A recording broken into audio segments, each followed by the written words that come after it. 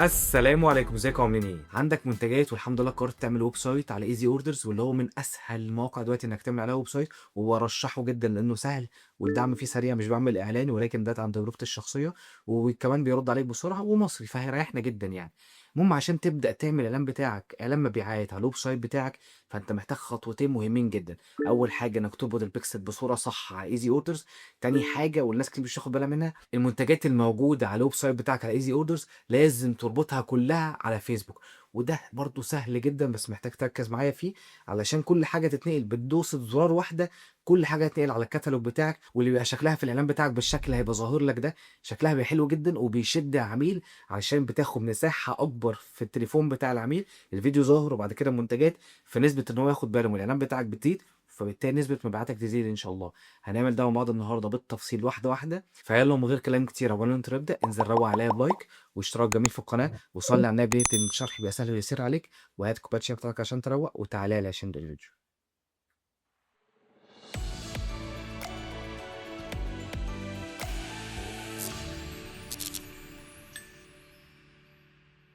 وقبل ما نبدأ عايز اقول لك، لو انت مستعد تبدأ تصرف على الاعلانات الممولة علشان تكبر البيزنس بتاعك وتزود مبيعاتك، زي نتائج العملاء اللي انت شايفها قدامك دي، اللي كلهم مبيعاتهم بقت في حتة تانية خالص ما شاء الله، وقدرنا ننجح معاهم كلهم رغم ان مجالاتهم مختلفة عن بعض. فلو عايزنا نكون مسؤولين عن الاعلانات الممولة الخاصة بيك علشان نزود مبيعاتك ونكبر مع بعض، هسيب لك رقم الواتساب بتاعي في صفحة الفيسبوك اللي اللينك بتاعها تحت صندوق الوصف، تقدر تخش تكلمني في اي وقت. بص يا سيدي، اول حاجه عشان تبدا تعمل البيكسل وتربطه بالويب سايت بتاعك، هتبدا تخش على الحساب الاعلاني بتاعك بالشكل ده.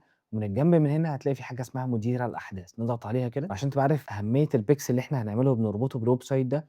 هو اداه الربط اللي بتسمع اي حاجه بتحصل في الويب سايت، بتديها الفيسبوك. يعني لما حد يخش يشتري تقول له والله يا فيسبوك الراجل ده اشترى، فيبقى فيسبوك عارف نوعيه الناس اللي بتشتري، فيبدا يجيب لك منهم ناس اكتر، فاهمني؟ فدي الاهميه الاساسيه للبيكسل. مع طبعًا حاجات تانية زي إنك تعمل campaign retargeting، فالناس اللي ضافوا للسلة أو كتبوا البيانات بتاعتهم وما اشتروش، فاحتمالية إنك تستهدفهم مرة تانية بتبقى نسبة المبيعات بتاعتها بتبقى حلوة جدًا. بتعمل ده إزاي؟ عن طريق البيكسل، إن البيكسل هو اللي بيتتبع كل حاجة بتحصل على الويب سايت بتاعك ويديها لفيسبوك، فعلشان كده البيكسل مهم، وما ينفعش تعمل أصلًا إعلان من غيره، هو مش هيسمح لك إنك تعمله، يعني الموضوع مش اختيار. فعلشان كده هنعمله مع بعض النهارده. فنبدأ نعمل إيه؟ أول حاجة نضغط على زرار ربط البيانات، هيبدأ يقول لك والله اختار البيكسل بتاعك أنت عايز تعمله فين، فهاقول له أنا عايز أعمله على الويب، يعني أعمله على ويب سايت. بعد كده أضغط على الزرار التالي، هابدأ أكتب اسم إنشاء مجموعة بيانات جديدة. أنا هنا عشان عندي already بيكسل فبيقول لي اختار، لأ أنا أقول له عايز أنشئ مجموعة بيانات جديدة بالشكل ده، وأبدأ أكتبه مثلًا، هاقول له مثلًا إيه، والله البيكسل ده مثلًا اسمه easy orders، وبالنسبة لي ده أنا باتست بيه، تمام. وهاشيل علامة الAPI، مش هاستخدم أنا API، ده مجرد إن أنا هاحتاج الPixel ID، هاوريه لكم إزاي هنعمله مع بعض دلوقتي برضه. وبعد كده أضغط على زرار إنشاء، بدأ يعرض هنا بيقول لي إن دي الحسابات الإعلانية اللي عندك، أنت عايز تربط الPixel اللي هيتم إنشاؤه ده بأنهي حسابات، فاقول له مثلًا أنا عايز أربطه بده مثلًا وأربطه بده كمان. بعد كده أضغط على الزرار التالي، بس بعد كده بيدخّلني في خطوة إعداد الPixel ميتا والّا هتخش في واجهة API، لأ خلّيك على الPixel عادي. بعد كده في الخطوة دي بيقول لك أنت إزاي عايز تربط الPixel بالويب سايت بتاعك، فضايف لك هنا كذا طريقة. أول حاجة عن طريق الكود، ودي الطريقة أنا مش باحتاجها حاليًا. يعني مثلًا لو أنت عندك ويب سايت على WordPress أو حاجة أنت مكريتها from scratch بالأكواد، فهتاخد الكود من هنا تحطه في الtag بتاع الhead بتاعك، وإحنا مش محتاجينه هنا.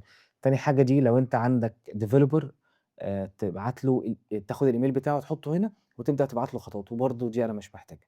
تالت خطوة إعداد من خلال شريك، ودول بيبقوا شوية شُركا كده موجودين مع فيسبوك، وبرضه دي مش موجودة في easy orders، فأنا برضه مش محتاجها. طب يا عم هاعمل إيه فيهم كلّهم دول؟ والله هتمشي معايا في الخطوات واحدة، واحدة، لإنّك مش محتاج كل دول، أنت كل اللي هتحتاجه في الآخر خالص لمّا يكريت البيكسل تاخد الID بتاعه. طب أعملها إزاي؟ ماشي معاك واحدة، واحدة أهو. خلّيني أعتبر إن أنا هاخده رمز برمجي، أضغط على زرار التالي عادي، ماشي يا عم نسخته، التالي، تمام، التالي، وتقول له إيه، تشغيل المتابقة التلقائية المتقدمة علشان يوصّل البيانات دي للعميل، تمام، اعملها. وبعد كده تضغط على زرار تم. ماشي شكرًا لقد أكملت الخطوات. آخر حاجة بيقول لك ربط واجهة الAPI، أنا مش عايز API أصلًا فاقفلها. نضغط بعد كده على مجموعة البيانات دي علشان نشوف الPixel اللي أنا عملناه مع بعض دلوقتي، اللي هو easy orders test. اللي أنا عايزه بس من كل اللي إحنا عملناه ده كلمة المُعرّف، اللي هو الID لو بالEnglish. هاعلّم عليها كده وآخدها نسخ، تمام، وأبدأ أروح على منصة easy orders بتاعتي، تمام كده. من الجنب من هنا هتلاقي في حاجة عندك اسمها التطبيقات، لمّا نضغط عليها هتلاقي في حاجة عندك هنا اسمها إعدادات البيكسل، نخش عليها بالشكل ده، وهتلاقي عندك أول حاجة اسمها فيسبوك، وضع الID أو المُعرّف الخاص بالفيسبوك بيكسل بتاعك، ونقوم إيه حاطينه له هنا كده، تمام؟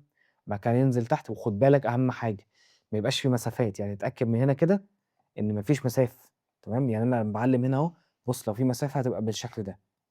باينة، فاتأكد إن ما فيش مسافات خالص، لو في مسافة البيكسل ده كإنه بايظ، الرقم الموجود متضاف له space زيادة، فمش هيسمّع عندك في الفيسبوك، فاتأكد إن ما فيش مسافات خالص ولا يمين ولا شمال، بعد كده ننزل تحت خالص كده ونضغط على زرار حفظ، تمام، تم التعديل بنجاح، كده البيكسل بتاعنا اتحفظ. نرجع بقى للفيسبوك بتاعنا، كده الدنيا بالنسبة له تمام، هتستنى عليه، ممكن تخش أنت بنفسك مثلًا تجرّب تعمل order والّا 2 والّا 3 عشان القرايات تبدأ تظهر وتسمّع عند فيسبوك، حتى لو عملنا له refresh غالبًا بنسبة كبيرة هيبقى لسه لإن ما فيش حاجة دخلت على الweb site ده خالص يعني تمام، بس أنت كده خطواتك تمام ما فيهاش أي مشكلة. خلّينا نخش بقى للمرحلة التانية وهي ربط الكتالوج، نربط الكتالوج منين؟ هتلاقي من عندك من الجنب هنا في حاجة اسمها product feed. الproduct feed دي لازمتها إيه؟ إن هي تنقل لك كل المنتجات اللي عندك بصورها، بالوصف بتاعها، بأسعارها، بأي تحديث أنت ممكن تعمله قدّام، بمعنى إن أنا دلوقتي مثلًا أنا رافع لكم هنا كمجرد تيست 3 منتجات، طب أنا جيت بعد كده بعد ما ربطت وعملت catalog رفعت منتج خامس وسادس وسابع وعاشر، هيسمّع بعد كده أوتوماتيك لوحده، مش هيحتاج تخش ترفع لوحدك كل شوية يعني فاهمني؟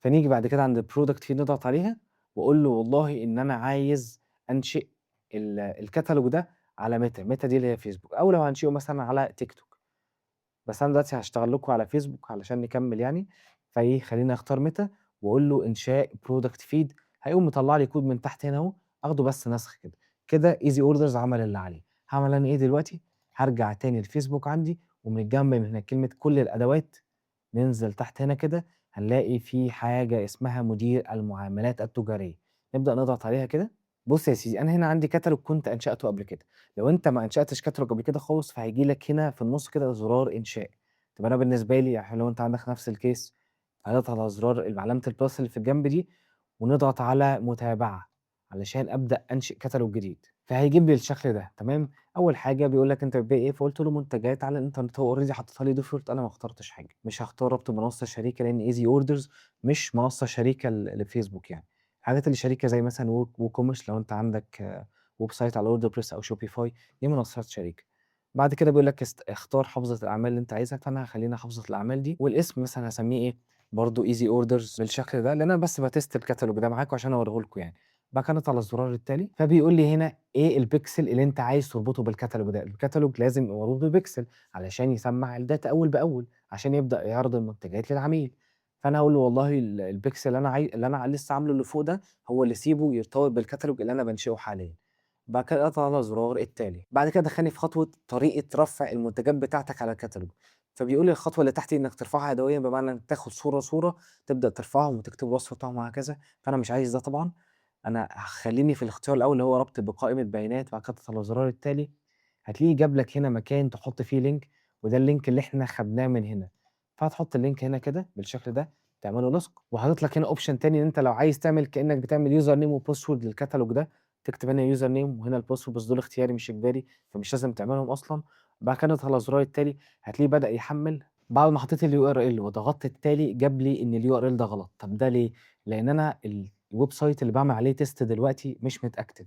لازم بتدفع فلوس عشان تأكتفه، فأنا قُلت برضه أعرض لكم دي عشان تبقوا عارفين المشكلة اللي حصلت لي، عشان لو واجهتكم تبقوا عارفين إن هو مش شغال عشان أنتم مش مأكتفين، طب أنا هاعمل إيه معاكم دلوقتي، هاروح أجيب كود من web site تاني متأكتف، ده web site تاني شغال مش ظاهر عليه علامة إن أنت تعمل له activation بس، ونفس الخطوات وأنشأت الfeed بتاعي، وهاخدها كده نسخ، وهاحطها قدامكم بالشكل ده، هتلاقيها اشتغلت معانا عادي، لإن الweb site ده already متأكتف أهو بالشكل ده، جميل كده، وبعد كده أختار إن أنا عايزها بالجنيه المصري بالشكل ده.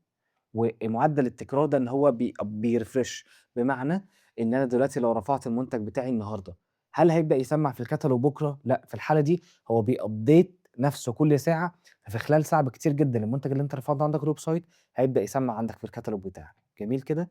بعد كده زرار تحميل هتلاقيه قعد شوية كده يحمّل، وبعد كده يقوم رافع لنا كل المنتجات بتاعتنا بإذن الله على طول. وقعد بالضبط دقيقتين عقبال ما رفع كل المنتجات اللي عندي، هتلاقي كل المنتجات بتاعتك مرفوعة بالصور بتاعتها، بالوصف، بالسعر قبل الخصم وممكن بعد الخصم لو أنت كاتب سعرين قبل الخصم وبعد الخصم، كل حاجة بالتفصيل، وأي حاجة هتعدلها في السعر في الويب سايت بتاعك هتلاقيها اتعدلت هنا، أي صورة هترفعها جديدة وأي منتج هترفعه جديد كله هتلاقيه عندك سمّع في الكتالوج في خلال ساعة بعد ما يعمل التحديث بتاعه. خطوة البيكسل والكتالوج اللي إحنا عملناهم مع بعض النهارده مهمين جدًا عشان تعرف تخش في الخطوة اللي جاية وهي إعلان المبيعات، عشان يبدأ ييجي لك بقى أوردرات على ويب سايت easy orders بتاعك، وطريقة عمل إعلان مبيعات بالتفصيل خطوة، خطوة، واحدة، واحدة. أنا already لسه شارحها في فيديو قريب جدًا، هاسيب لك اللينك بتاعه تحت صندوق الوصف بعد ما تخلّص الفيديو ده خُش شوفه، مهم جدًا امشي بالخطوات وإن شاء الله بإذن الله هتلاقي المبيعات حلوة جدًا عندك على الويب سايت، بس أهم حاجة في الويب سايت بتاعك تبقى كمان plus الفيديو ده تبقى مركّز على الصور اللي أنت حاططها عندك في الويب سايت، واللي هتلاقي طريقة عمل صور حلوة جدًا موجودة في الفيديو اللي قبل ده على طول، وبرضه هابقى سايبها لك تحت صندوق الوصف، فإنك تبقى مجمّع بين صور حلوة جدًا وpixel وكتالوج، وإنك تمشي معاه بالخطوات في طريقة عمل الإعلان، هتلاقي نفسك جايب نتايج مبهرة وجبارة بإذن الله إن شاء الله. بس كده يا سيدي، ده كان الفيديو بتاعنا النهارده، ما تنساش لو عايزني أمسك لك الشغلانات المالية بتاعتك بنفسي، هاسيب لك رقم الواتساب بتاعي في صفحة الفيسبوك اللي اللينك بتاعها تحت صندوق الوصف، ولو عندك أي أسئلة ممكن تنزل لي تحت في الكومنتات أنا باقراهم كلّهم، أو ممكن تخش تكلمني على صفحتي على الفيسبوك اللينك تحت صندوق الوصف. يا رب تكونوا استفدتوا من الفيديو بتاعنا النهارده، وخليكم عارفين إحنا دايمًا في خدمتكم، شكرًا.